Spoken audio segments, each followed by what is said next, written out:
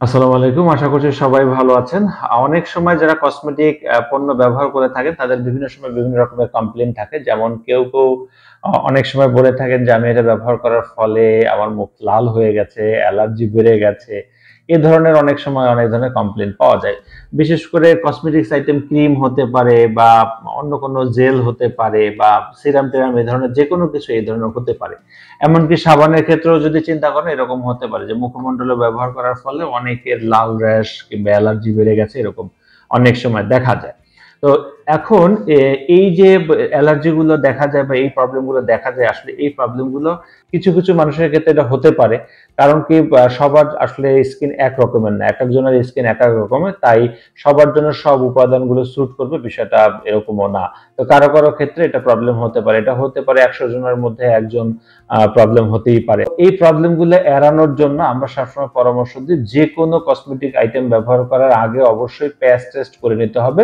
প্যাচ test মূলত কি জিনিস? প্যাচ টেস্ট হলো মুখমণ্ডলে এপ্লাই করার আগে আপনার এই পণ্যটা কোন প্রকার ইফেক্ট করে কিনা এই বিষয়গুলো মানে টেস্ট করে নেওয়া। তো সেজন্য যদি যেকোনো কসমেটিক্স আইটেম যদি সাবান হয় সাবানের ক্ষেত্রেও এরকম ব্যবহার করবেন। যদি ধরেন যেকোনো জেল এরকম হতে পারে। যেমন আমার হাতে যে হোয়াইটেনিং জেলটা আছে, আমরা চাইলে এই ধরনের জেল দিয়ে মুখমণ্ডলে এপ্লাই করার আগে আমরা একটা প্যাচ টেস্ট করে নিতে পারি। তো সেজন্য আমরা সামান্য পরিমাণ আ যেকোনো কসমেটিক্স আইটেম নিব। এরপর আমাদের সেনসিটিভ এরিয়া গুলোতে এগুলো আমরা এপ্লাই করব। এখন সেনসিটিভ এরিয়া বলতে আমরা আ এই জায়গাটায় ব্যবহার করতে পারি অর্থাৎ মুখের নিচে অথবা এই মানে গলার কাছে এই জায়গাগুলোতে আমরা কিন্তু ব্যবহার করতে পারি। আবার কেউ চাইলে কানের পিছনে এই জায়গাগুলোতে ব্যবহার করে দেখতে পারেন। কানের পিছনে, ঘাড়ের পিছনে বা আ এই জাস্ট এই বরাবর জায়গাগুলোতে আমরা মানে ব্যবহার করতে পারি। কারণ হচ্ছে এই জায়গাটা হলো বেশ সেনসিটিভ একটা জায়গা। তো এই সেনসিটিভ জায়গাগুলোতে আ আপনারা যখন ব্যবহার করবেন, বিষয়টা এরকম না যে ব্যবহার করেও মানে সাথে একটা রেজাল্ট দেখবেন এরকম না। আপনি এটা ব্যবহার করার পর আপনি প্রায় ২৪ ঘন্টার মতো এটাকে একটু মনিটরিং করবেন যে ২৪ ঘন্টার মধ্যে আপনার কোন প্রকার ইফেক্ট হলো কিনা, আপনার অ্যালার্জি বেড়ে গেল কিনা বা লাল র‍্যাশ হলো কিনা বা লাল কোনো দাগ চলে আসলো কিনা বা কোন প্রকার ইরিটেশন হচ্ছে কিনা। এই ধরনের প্রবলেম গুলো আপনাকে খুব ভালো করে বুঝতে হবে।